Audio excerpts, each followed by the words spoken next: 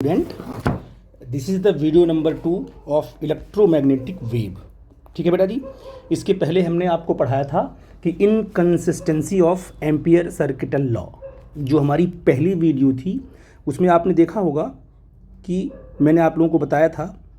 तो बेटा मैंने आप लोगों को बताया था कि जो एम्पियर सर्किटल लॉ में मैक्सवेल ने पाया कि उसमें इनकंसिस्टेंसी है। ये पहली वीडियो आप देखोगे तो उसमें पूरा का पूरा आपको डिटेल चलेगा पता। ठीक है ना। अच्छा, उस इनकंसिस्टेंसी को उसने रिमूव भी किया और साथ में डिस्प्लेसमेंट करंट को भी उसने डिफाइन किया। और पहली वीडियो अगर देखोगे तभी आपको दूसरी समझ में आ पाएगी। तो यहाँ पर हम डिस्प्लेसमेंट करंट को मैंने बताया भी था, उसमें बताया होगा हमने कि displacement current is that current which comes into existence in a region in which the electric field and hence electric flux is changing with the time। जब इलेक्ट्रिक फील्ड या इलेक्ट्रिक फ्लक्स टाइम के साथ साथ क्या होता है, change होता है, तो डिस्प्लेसमेंट करंट एग्जिस्टेंस में आती है। और आपको बता दूं कि डिस्प्लेसमेंट जो करंट ये है, डिस्प्लेसमेंट करंट, वो इलेक्ट्रिक करंट से बिल्कुल अलग है। इलेक्ट्रिक करंट आपकी रियल करंट है, जिसको हम लोग वायर में देखते हैं। जो करंट वायर में फ्लो कर रही है वो आपकी इलेक्ट्रिक करंट है। डिस्प्लेसमेंट करंट आपकी वर्चुअल करंट है। वर्चुअल मीन्स ये है कि ऐसा नहीं कि डिस्प्लेसमेंट करंट से आपको शॉक लग जाएगा, ठीक है ना। तो बट ये है कि उसकी डिस्प्लेसमेंट करंट की जो वैल्यू है, वो उसकी जो वैल्यू, इसका जो मैग्नीट्यूड आएगा, करंट का जो मैग्नीट्यूड आएगा, वो कंडक्शन करंट के बराबर ही आने वाला है। ये पहली वीडियो मैंने एक्सप्लेन किया हुआ, आप वहाँ पर आप लोग देखना। तो मैंने आपको बताया था कि मान लो अगर ये आपके पास, अगर ये एक वायर आपके पास है, ये वायर है, इस वायर में जो करंट फ्लो करेगी, इस करंट को बोलेंगे कंडक्शन करंट। अगर ये वायर है तो ये आपकी रियल करंट है, ये कंडक्शन करंट है। और मैक्सवेल ने कहा कि ठीक है, यहाँ से क्या है, अब देखो ये कैपेसिटर, यहाँ पर एक प्लेट यहाँ पर है, दूसरी प्लेट यहाँ पर है, ठीक है ना। इसके बाद जो है कि यहाँ से क्या है, प्लस क्यू चार्ज टूटेगा, बैटरी क्या करेगी, चार्ज को तोड़ती है, तो करंट भी प्लस क्यू को तोड़ेगी, वायर के थ्रू यहाँ का डिपॉजिट करेगी इस वाली प्लेट पे। तो अगर प्लस क्यू चार्ज इस वायर में चलेगा तो करंट चलेगी। तो ये कंडक्टर करंट है, ये फ्लो करके यहाँ पर आपका प्लस क्यू चार्ज होगा डिपॉजिट, यहाँ पर होगा माइनस क्यू चार्ज होगा डिपॉजिट। और ये चार्ज तब तक बैटरी तोड़ करके इस वाली प्लेट पे लाती रहेगी जब तक कि इस प्लेट और इस प्लेट के बीच का जो पोटेंशियल डिफरेंस है वो बैटरी के बराबर न हो जाए। ये मैं डिस्कस कर चुका हूँ, ठीक है ना। तो अब जैसे जैसे यहाँ से ये चार्ज तोड़ करके यहाँ पर लाएगी, जब आपका कैपेसिटर चार्ज होगा तो बीच में क्या है, इलेक्ट्रिक फील्ड, इस प्लेट से, पहली वाली प्लेट से पॉजिटिव प्लेट है, दूसरी प्लेट नेगेटिव है, तो इलेक्ट्रिक फील्ड बनेगा ऐसे। अच्छा, इस इलेक्ट्रिक फील्ड की जो वैल्यू होगी वो टाइम के साथ साथ इंक्रीज कर रही है during the charging of capacitor. जैसे प्लस क्यू आया, फिर एक चार्ज और एक चार्ज टूट के आएगा, दूसरा फिर चार्ज, जैसे जैसे इस पर पॉजिटिव चार्ज बढ़ता जाएगा वैसे वैसे इस पर नेगेटिव चार्ज बढ़ता जाएगा। और जैसे जैसे पॉजिटिव चार्ज बढ़ेगा, नेगेटिव चार्ज इधर बढ़ेगा, तो दोनों प्लेट के बीच में इलेक्ट्रिक फील्ड जो है बढ़ती जाएगी। तो टाइम के साथ साथ यहाँ पर इलेक्ट्रिक फील्ड चेंज होती है। तो मैक्सवेल ने कहा कि इलेक्ट्रिक फील्ड का जो चेंज होना है वही जो है डिस्प्लेसमेंट करंट बना रहा है। तो मैंने आपको एक्सप्लेन किया था कि यहाँ क्या है, डिस्प्लेसमेंट करंट बनेगा, जिसको हम बोलते हैं ID। और यही जो डिस्प्लेसमेंट करंट है यही क्या बनाएगा, मैग्नेटिक फील्ड बनाएगा। तो यहाँ पर जैसे ये जो कंडक्शन करंट है जो बना रही है मैग्नेटिक फील्ड, वैसे ही यहाँ पर डिस्प्लेसमेंट करंट भी क्या है, बनाएगी मैग्नेटिक फील्ड। तो यहाँ भी अगर करंट आपको यहाँ पर देखो, ये कंडक्शन करंट यहाँ दिखाई पड़ेगी आपको, तो यहाँ भी अगर आप बनाओगे, लूप बनाओगे, एम्पियन लूप बनाओगे, तो यहाँ भी आपको एम्पियर्स लॉ एप्लीकेबल होगा। तो यहाँ भी एम्पियर्स लॉ एप्लीकेबल होगा, यहाँ भी एप्लीकेबल होगा, यहाँ भी एप्लीकेबल होगा। तो इनकंसिस्टेंसी कहाँ थी, दोनों प्लेट के बीच में, क्योंकि एम्पियर्स ने डिस्प्लेसमेंट करंट की कल्पना नहीं की थी। क्योंकि मैक्सवेल ने कहा कि भाई ठीक है, अगर ये आपके पास पूरा का पूरा कनेक्ट, अगर आपके पास ये सर्किट कोई है तो डिस्प्लेसमेंट करंट यहाँ भी, एम्पियर्स लॉ यहाँ भी लगेगा, यहाँ भी लगेगा और यहाँ भी लगेगा। मतलब हर सेक्शन में आप लगा सकते हो एम्पियर्स लॉ। डिस्प्लेसमेंट करंट के कॉन्सेप्ट को देके उसने जो एम्पियर्स लॉ में जो इनकंसिस्टेंसी थी उसको रिमूव किया उसने, ठीक है ना। तो अब मैं क्या करूँगा, ये तो मैं पहली वीडियो में एक्सप्लेन कर चुका हूँ, थोड़ा सा मैंने यहाँ बताया। अब मैं क्या करूँगा बेटा जी, यहाँ पर आपको वो डिस्प्लेसमेंट करंट की वैल्यू निकालूंगा क्या होगा। जैसे कंडक्शन करंट की वैल्यू क्या होती है, अगर कंडक्शन करंट की देखा जाए तो आपने करंट इलेक्ट्रिसिटी में आपने पढ़ा होगा कि ये होगा नंबर ऑफ चार्ज और इलेक्ट्रॉनिक चार्ज NeAVD। ये फार्मूला आपने इलेक्ट्रिक करंट पे पढ़ा होगा। जब करंट इलेक्ट्रिसिटी में आप इलेक्ट्रिक करंट को डिराइव कर रहे थे तो NEAVD number of charge, electronic charge, area of cross section of the conductor, drift velocity, तो ये आपने पूरा का पूरा डिराइव कर रखा है। तो जब भी कंडक्टर करंट की बात करोगे तो आपको चार्ज की बात करनी ही पड़ेगी, लेकिन डिस्प्लेसमेंट करंट के केस में कोई भी चार्ज आपको नहीं, देखो बीच में क्या है, कोई चार्ज है क्या, कोई चार्ज फ्लो कर रहा नहीं। तो डिस्प्लेसमेंट करंट कैसे बन रही है, due to the change in electric field. और इलेक्ट्रिक फील्ड का मतलब क्या है, अगर वो एरिया से कनेक्टेड है तो यहाँ पर आएगा इलेक्ट्रिक फ्लक्स क्या होगा, E/A होगा। ई को अगर ये तो आपका प्लेट की एरिया तो फिक्स है, जो प्लेट की एरिया तो फिक्स है, तो इलेक्ट्रिक फील्ड को अगर आप चेंज करोगे तो आपका फ्लक्स चेंज होगा, इसलिए डिस्प्लेसमेंट करंट को फ्लक्स पे डिफाइन किया गया। ठीक है, तो आप देखो अब मैं डिराइव कर रहा हूँ कि कितनी वैल्यू आएगी, ID की वैल्यू क्या आएगी। आपको पता है कि जो इलेक्ट्रिक फील्ड बनेगा दोनों प्लेट के बीच में वो टाइम वेरिंग होगा।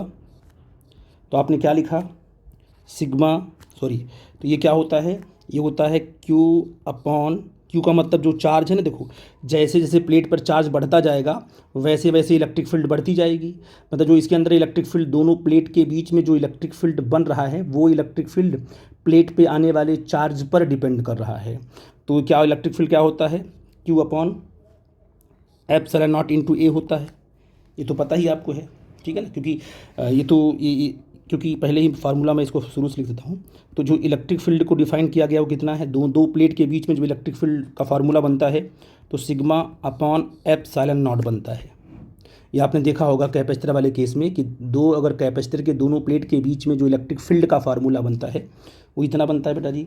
लेकिन क्या है यहाँ पर जो आपका सिग्मा क्या होगा, Q होगा, लेकिन Q जो है टाइम के साथ साथ चेंज हो रहा है। क्यों, इस प्लेट पर चार्ज की वैल्यू क्या हो रही है, बदल रही है टाइम के साथ, क्योंकि बैटरी यहाँ से चार्ज को तोड़ के यहाँ पर लेके आ रही है, चार्ज यहाँ बढ़ता जा रहा है, तो टाइम वराइंग चार्ज हो जाएगा ये अपॉन ε0 × A हो जाएगा। क्योंकि सिग्मा की वैल्यू क्या होती है, सिग्मा की वैल्यू क्या होती है, Q/A होती है।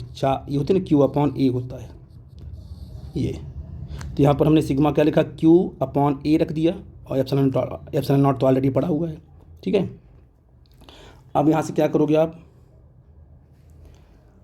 ठीक है, तो ये चीज़ बड़ी इंपॉर्टेंट है। तो फ्लक्स का फार्मूला क्या होगा, जो इलेक्ट्रिक फ्लक्स है, इलेक्ट्रिक जो फ्लक्स है बेटा, क्या इलेक्ट्रिक फ्लक्स भी टाइम पर डिपेंड कर रहा है, बिल्कुल डिपेंड करेगा बेटा जी, क्योंकि जब इलेक्ट्रिक फील्ड टाइम पर डिपेंड कर रहा है तो फ्लक्स भी टाइम पर डिपेंड करेगा। तो जो आपका फ्लक्स आएगा, इलेक्ट्रिक फ्लक्स आएगा, वो क्या आएगा बेटा जी, इलेक्ट्रिक फ्लक्स होता है E/A होता है। तो E किस पे डिपेंड करता है बेटा, टाइम पर, और इंटू आपकी एरिया है। तो ET की वैल्यू आप यहाँ से रख दो, क्या होगा, QT/ε0 × A हो जाएगा, और यहाँ पर इंटू आप A कर दोगे, तो यहाँ से A से आपका कट जाएगा। सिंपल क्या बचेगा, टाइम वैराइंग चार्ज आपका यहाँ पे है, और अपॉन क्या बच जाएगा, ये ε0 बन जाएगा।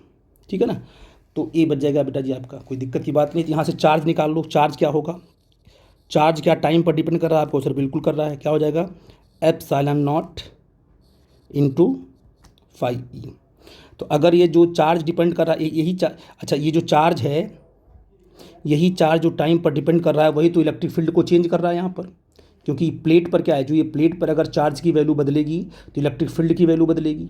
ठीक है ना, तो अब बताओ रेट ऑफ जो आपका चार्ज जो होगा क्या होगा बेटा जी, अगर इसको हम डिफ्रेंशिएट करते हैं तो डिस्प्लेसमेंट करंट कैसे निकल के आएगी, डिस्प्लेसमेंट करंट कैसे निकलेगी, डिस्प्लेसमेंट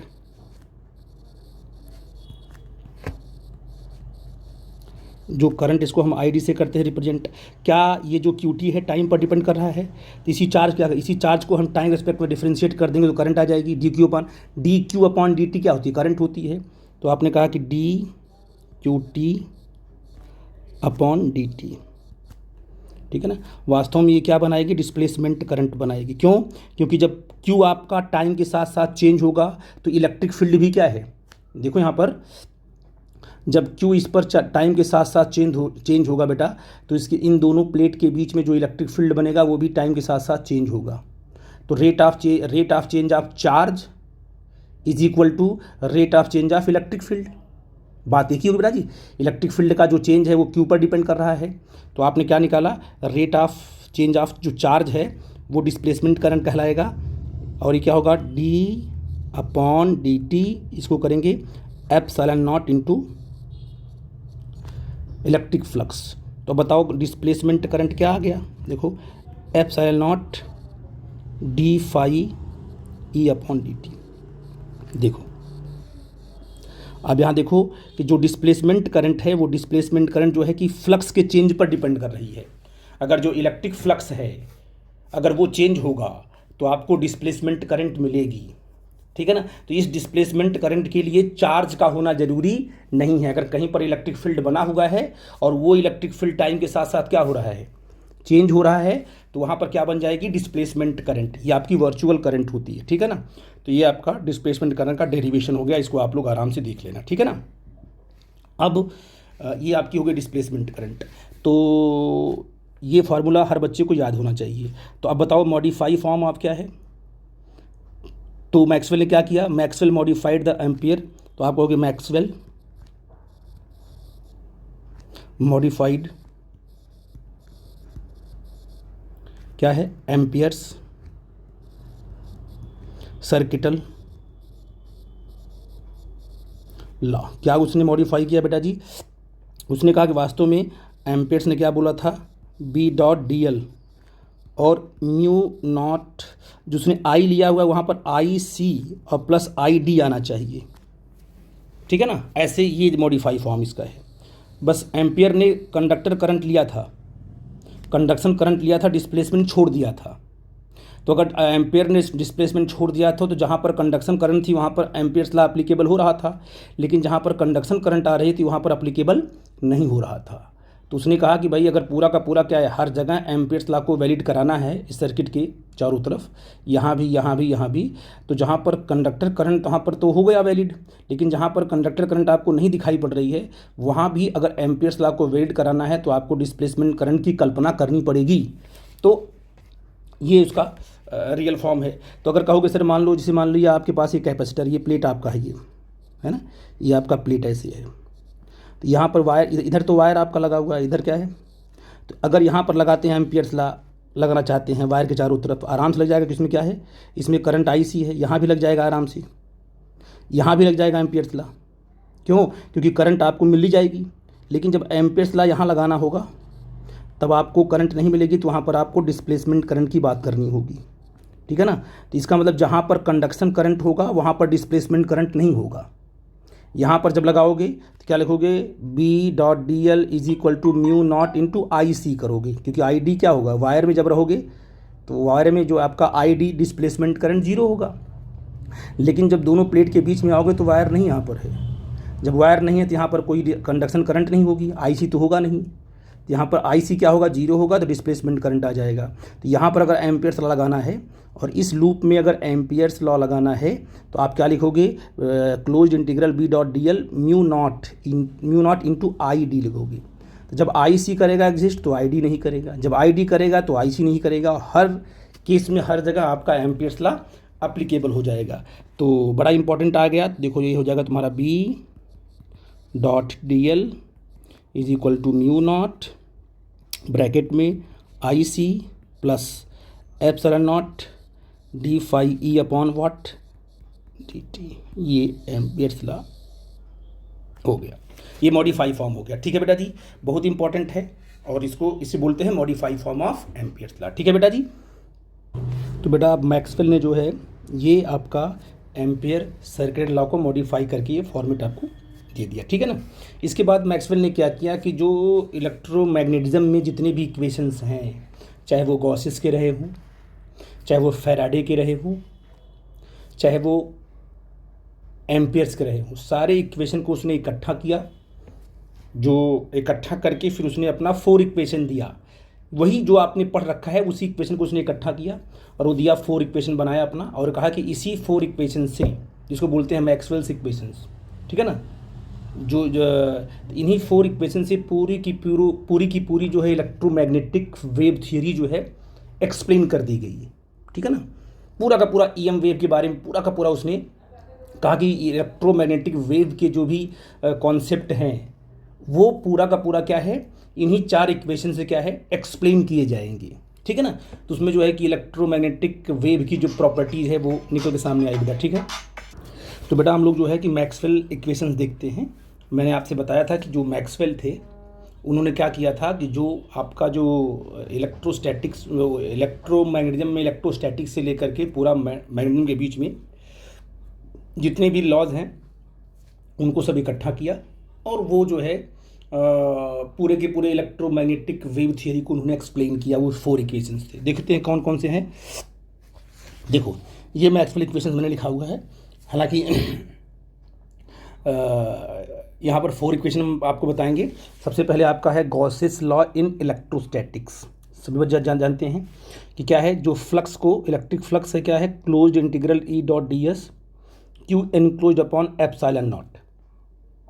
ये गॉस ने इलेक्ट्रोस्टैटिक्स में इलेक्ट्रिक फ्लक्स को डिफाइन करने के लिए फॉर्मूला दिया था, इसे बोलते हैं गॉसेस लॉ। ठीक है ना, ये आप समझ रहे हो।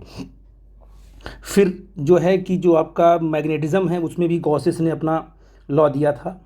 आपको पता है उसने क्या कहा कि जो मैग्नेटिक फ्लक्स है वो closed integral B dot d s होगा, वो इज इक्वल टू हमेशा 0 होगा। मैग्नेटिक फ्लक्स के केस में अगर निकालते हैं closed integral B dot d s, वो 0 आता है। जबकि इलेक्ट्रिक के केस में, इलेक्ट्रोस्टैटिक के केस में जब इलेक्ट्रिक फ्लक्स निकालते हैं close integral E dot d S, D S आपका सरफेस, तो E dot d S Q enclose upon, इसकी वैल्यू यहाँ मिलती है। इसको मैंने बताया भी था जब मैं आपको पढ़ा रहा था मैग्नेटिक इफेक्ट के बारे में, फिर भी मैं यहाँ पर इसकी मीनिंग क्या है बता दे रहा हूँ आपको। Because of closed loop lines. भाई इलेक्ट्रिक फील्ड में क्या है, इलेक्ट्रिक फील्ड में जो चार्ज जो है, पॉजिटिव चार्ज से इलेक्ट्रिक फील्ड निकलती है, नेगेटिव में टर्मिनेट होती है। तो इलेक्ट्रिक फील्ड जो है क्लोज लूप नहीं बनाती है, इसलिए इसका जो close integral E dot d S आपका 0 नहीं हो रहा है। लेकिन इसका 0 हो रहा है क्योंकि लाइंस क्या होती हैं, मैग्नेटिक फील्ड लाइंस कैसी होती हैं, वो क्लोज लूप बनाती है। जैसे मान लो आपने कहा कि हमारे पास से मान लो एक कोई सरफेस है ना, ये स्फीयर कोई मान लो है ना, ये सरफेस एरिया, इसको सरफेस ले लो, ये सरफेस आपका है, लेकिन ये क्लोज सरफेस है, ये आपका मैग्नेट है, ये इसका नॉर्थ पोल, ये आपका साउथ पोल है। अब देखते हैं क्लोज सरफेस से कितना फ्लक्स लिंक होगा। वही होगा ना B dot d s, B into d s क्या होगा, फ्लक्स होगा, मैग्नेटिक फ्लक्स होगा। इंटीग्रल क्लोज करोगे तो पूरे के पूरे सरफेस पे आपको फ्लक्स को इंटीग्रेट करना पड़ेगा। तो इसमें क्या प्रॉपर्टी है कि मैग्नेटिक फील्ड लाइंस क्या बनाती हैं, एक क्लोज सरफेस बनाती है ऐसे। इसका मतलब क्या है कि जो मैग्नेटिक फील्ड लाइंस इस सरफेस के अंदर एंटर होगी वही बाहर निकलेगी। जितना एंटर होगी, यहाँ जितना एंटर हो रही है उतना ही बाहर निकल रही है। तो नेट फ्लक्स कितना लिंक होगा इस सरफेस से, 0 होगा। जितना एंटर होगी उतना बाहर निकल रही है। हमेशा कोई क्लोज सरफेस ले लो तो मैग्नेटिक फील्ड लाइंस क्योंकि क्लोज लूप बनाएंगी तो घूम के उनको आना ही आना, वापस घूम के आना ही आना है। इसलिए कभी भी आप जो है close integral B dot d s निकालोगे कि flux linked with the close surface is always 0। ठीक है ना, एग्जाम्पल के साथ मैंने आपको बताया है। तो ये आपका गॉसेस लॉ इन मैग्नेटिज्म था। अब आपका है Faraday's law of electromagnetic induction of EMI. आपको पता है कि जो इंड्यूस्ड ईएमएफ है वो क्या होता है, rate of change of magnetic flux. तो डी फाई बी क्या है, मैग्नेटिक, बी का मतलब मैग्नेटिक फ्लक्स है, ऐसे लिखेंगे। तो अगर d phi B upon d, ये आपका फैराडे लॉ था, ये तो आपने पढ़ा ही है। ठीक है ना। और इसको आप क्या लिख सकते हो, अगर आपने माइनस को बाहर निकाला डी बाई डी टी को, तो फाई बी क्या होता है, बी डॉट डी एस होता है। मैग्नेटिक फ्लक्स क्या होता है, B into area, B dot d s. ठीक हो रहा जी, ये आपका होगा। इसको हम इस तरीके से लिख भी सकते हैं। आपको पता है कि जो आपका इंड्यूस ईएमएफ है ये आपका वोल्टेज होगा ना। इंड्यूस्ड ईएमएफ क्या होता है, पोटेंशियल होता है ना। और पोटेंशियल को आप ऐसे भी लिखते हो कि closed integral E dot D l, है कि नहीं बेटा जी। इस बात को समझो क्योंकि बड़ी इंपॉर्टेंट चीज़ है ये। तो आपने कहा कि सर यहाँ पर ई डॉट डी एल क्या होगा, d phi B upon d, क्योंकि ई डॉट डी एल जो है ये वो इंड्यूस ईएमएफ के बराबर होता है। मतलब इलेक्ट्रिक जो पोटेंशियल होता है वो पोटेंशियल क्या होता है, integral E dot D L होता है। तो फैराडे लॉ को आप ऐसे भी लिख सकते हो। मेन तो लॉ आपने ये पढ़ा है, induced EMF equal to d phi B upon rate of change of flux पढ़ा हुआ है।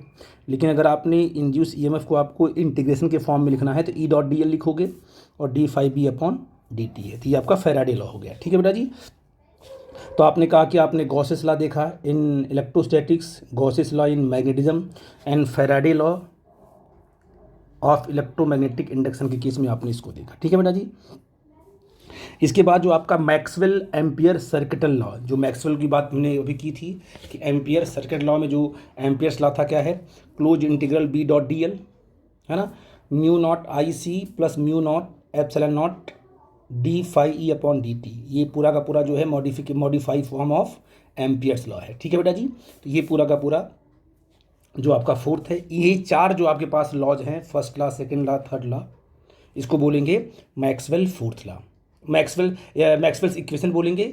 और ये 4 इक्वेशंस होता है। इन्हीं चारों इक्वेशन से हम पूरे के पूरे इलेक्ट्रोमैग्नेटिक थ्योरी को या ईएम वेव को हम पूरा का पूरा एक्सप्लेन कर लेते हैं। ठीक है बेटा जी। तो ये 4 जो है लॉ, इसकी कोई ऐसी बात नहीं, इसका एप्लीकेशन आपको नहीं पूछता है 4 लॉज के बारे में कि what is the Maxwell equations हैं क्या है, तो उसको आप लोग 1 बाई 1 करके लिख दोगे। ठीक है ना।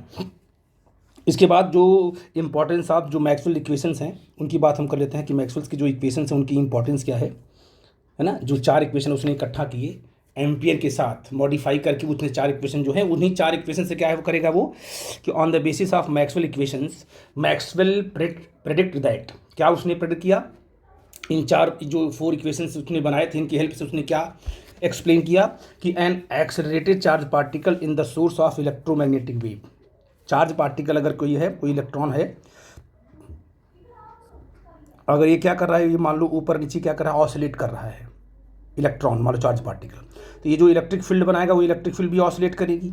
और अगर इलेक्ट्रिक फील्ड ऑसिलेट करेगी तो एनर्जी क्या करेगी, वो बाहर निकाले। तो इलेक्ट्रोमैग्नेटिक वेव क्या है, एन एक्सेलरेटेड चार्ज पार्टिकल, कोई चार्ज पार्टिकल जब एक्सेलरेट कर रहा है तो वो इलेक्ट्रोमैग्नेटिक वेव निकालता है। ठीक है ना। तो इस बात का पता लगाया क्या है उन चारों इक्वेशन से। इसके बाद जो सेकंड था कि the electromagnetic waves are transverse wave in nature. मैं बता रहा हूँ कि ट्रांसवर्स की मीनिंग क्या है कि जब इलेक्ट्रोमैग्नेटिक वेव में इलेक्ट्रिक फील्ड, मैग्नेटिक फील्ड और वेव एनर्जी, ये तीनों आपस में परपेंडिकुलर होता है। मतलब अगर इलेक्ट्रिक फील्ड का ऑसिलेशन क्या हो रहा है, देखो मान लो ऊपर नीचे हो रहा है, तो मैग्नेटिक फील्ड का ऑसिलेशन जो है ये होगा, आपके फेस की तरफ फील्ड आएगी फिर अंदर जाएगी। तो magnetic field and electric field आपस में क्या है, परपेंडिकुलर हैं। और वेव का जो प्रोपोगेशन है, जो वेव है, वेव एनर्जी, वो राइट साइड मूव, मतलब electric field, magnetic field and propagation of wave, ये तीनों आपस में क्या होंगे, परपेंडिकुलर होंगे। इसी को बोलते हैं ट्रांसवर्स। इसे क्या बोलेंगे, transverse in nature. 3 are mutually perpendicular to each other. ये भी उन्हीं चारों इक्वेशन से इसने जो प्रेडिक्ट किया था कि क्या है, हमारी इलेक्ट्रोमैग्नेटिक वेव क्या है, transverse in nature. The electromagnetic waves can propagate through space with speed of light. Space में जो वैक्यूम में जब चलेगी, वो वैक्यूम में, स्पेस का मतलब वैक्यूम में, तो स्पीड ऑफ लाइट से मूव करेगी। ठीक है ना, वैक्यूम में अगर होगी तब। Light is an electromagnetic wave, ये बताया उन्होंने, and its speed is maximum in vacuum. Vacuum में होगी तो सी से मूव करेगी, सबसे ज़्यादा स्पीड होगी। हाँ, अगर किसी मीडियम में आ जाएगी वो, तो उसकी स्पीड सी से कम हो जाएगी। ठीक है ना। और लास्ट में उन्होंने कहा कि the law of electricity and magnetism are symmetrical, है ना। इलेक्ट्रिसिटी, आपका जो इलेक्ट्रिक फील्ड, और देखो इलेक्ट्रिक फील्ड से आपने क्या, करंट से आपने फील्ड बनाया, फील्ड से आपने करंट बनाया, तो आपने कहा the law of electricity and magnetism are symmetrical. ये क्या आपस में है, सिमेट्रिकल हैं। तो ये जो मैक्सवेल्स के इक्वेशन थे वहाँ से ये चीज़ें मालूम पड़ी, और यही जो है सारी की सारी जो कॉन्सेप्ट हैं पूरे के पूरे ईएम वेव को एक्सप्लेन करते हैं। ठीक है बेटा जी। आई थिंक मेरी बात आप समझ गए मैं क्या बोलना चाहता हूँ। तो ये था आपका मैक्सवेल इक्वेशन था। इसके बाद जो है डिस्प्लेसमेंट करंट का जो डेरिवेशन मैंने आपको दिया। ठीक है बेटा जी। तो अब हम आपको इलेक्ट्रोमैग्नेटिक वेव की जो कैरेक्टरिस्टिक्स है उसके बारे में बताएंगे, और उसका जो स्पेक्ट्रम है उसके बारे में बताएंगे। ठीक है बेटा जी। इसके बाद हमें प्रूव करना है कि जो आपकी इलेक्ट्रोमैग्नेटिक वेव है वो ट्रांसवर्स इन नेचर होती है। ठीक है। तो इस वीडियो में इतना ही करेंगे बेटा। इसके बाद अगली वीडियो में हम लोग जो है इलेक्ट्रोमैग्नेटिक वेव की कैरेक्टरिस्टिक्स, उसके स्पेक्ट्रम और ट्रांसवर्स नेचर को हम लोग समझने वाले हैं। ठीक है बेटा जी। Thank you.